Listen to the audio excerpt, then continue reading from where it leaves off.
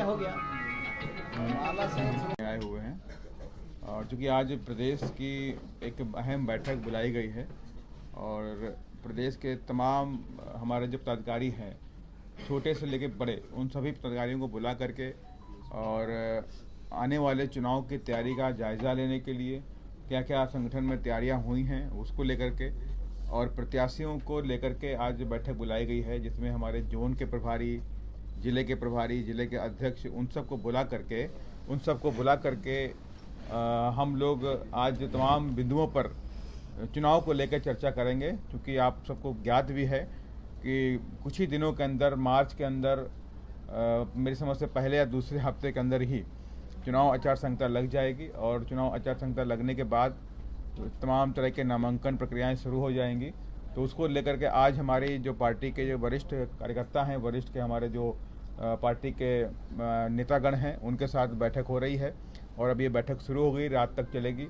उसके बाद screening committee बैठेगी। उसके बाद कुछ नामों पे हम 2-3 दिन के अंदर चर्चा ख़त्म करेंगे और उसकी जानकारी आप लोगों को दे दी जाएगी। और साथ ही आदरणीय बहन जी ने बक्सर सीट पर अनिल सिंह पटेल जी को उनका प्रभारी के रूप में बना दिया गया है और बाकी सीटों की स्क्रीनिंग कमेटी अभी बैठेगी, उसकी जानकारी आपको दी जाएगी।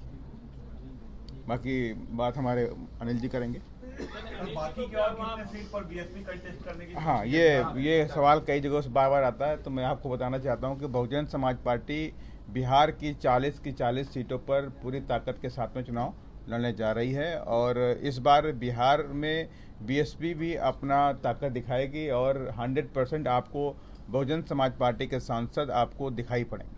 यूपी में क्या कोलिजन आप लोग का बन रहा है सर? क्या समाजवादी पार्टी के साथ कुछ बात? नहीं, हमारा किसी के पार्टी के साथ में कोई कोलिजन नहीं है और आदरणीय बहन ने साफ कह दिया है कि उनका जो भी है वो दोनों जो एनडीए हो चाहे महागठबंधन हो, ये दोनों बड़े बड़े धन्ना सेठों की कठपुतली बनकर काम करती हैं। तो उनके साथ में हमारा किसी तरह का भी कोई भी गठबंधन नहीं है। हमारा जो गठबंधन है वो जनता के साथ में है। हम जनता के साथ में गठबंधन कर रहे हैं और जनता के बीच में जा रहे हैं और हमारे प्रदेश के तमाम पदाधिकारी ग्राउंड लेवल पर जाकर समाज को जोड़ने का भी काम कर रहे हैं। पोस्ट इलेक्शन को एलाइज कर सकती है क्या? पोस्ट इलेक्शन बीएसपी को एलाइज कर वो तो बात का फैक्टर है। हमारे जो राष्ट्रीय अध्यक्ष हैं आदरणीय बहन कुमारी मायावती जी, वो उनका सब्जेक्ट है, वो अपना काम करेंगे। इस पे हमारा बीएसपी छोड़ रहे हैं लोग।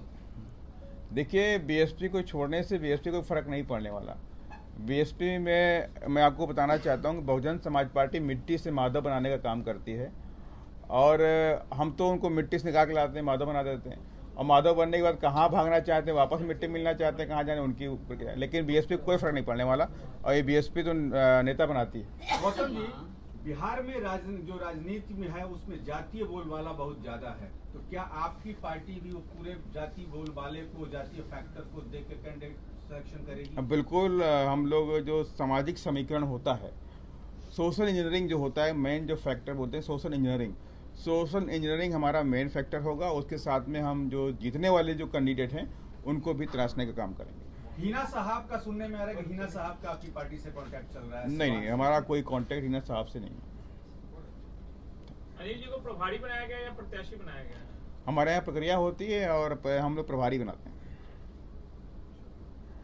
बक्सर सीट से अनिल जी प्रत्याशी हैं? हाँ, प्रभारी प्रत्याशी कम होता है और बाने बजन अभी इनको प्रभारी के रूप में बना दिया है। अन्य सीटों पर कब तक क्लियर हो जाएगा? अन्य सीटों पर बाकी 39 सीटों पर अब बाकी 39 सीटों पे आज हमारी टीम बैठी, कई सारे आवेदन हमारे पास आए हुए हैं, उन पर सब चर्चा होगी। विद इन 1 वीक में हम यहाँ पे लिस्ट अपनी जारी करेंगे। अकेला चलो किराया पर बीएसपी चल रही है, क्या लग रहा है जनता साथ देगी? क्योंकि जनता तो 2 धड़ों में बटी हुई कहा जा रहा है कि देखिए, जनता को सोचना पड़ेगा कि गुंडागर्दी खत्म करनी है, भ्रष्टाचार खत्म करना है, करप्शन खत्म करना है, तो बीएसपी को लाना पड़ेगा उनको। और लंबे अरसे तक बिहार इस चीज़ों से जूझता रहा है और किस तरह से आज भी करप्शन का बोलबाला यहाँ पर है, गुंडागर्दी का बोलबाला है। पटना के अंदर दिन दिहाड़े गोली मार दी जाती है, अधिकारियों को ठगा जाता है, तमाम तरह घटनाएं देखने को मिली है। कहीं पे दलित अधिकारियों को पकड़ के कोई पीटता है, एमएलए पकड़ के पीट दे रहा है, ये सारी घटनाएं हैं। इन सब पर कोई भी रोक लगने वाली नहीं है इनके लोग राज में। ये तभी संभव होगा जब बहुजन समाज पार्टी यहाँ ताकत में आएगी, उसी दिन ये गुंडागर्दी खत्म होगी। गुंडे मवाली बिहार छोड़ के बिहार और नेपाल की तरफ भागने का काम करेंगे। गौतम जी, ये नहीं लगता कि यदि मायावती अकेले राह पे चल के कहीं ना कहीं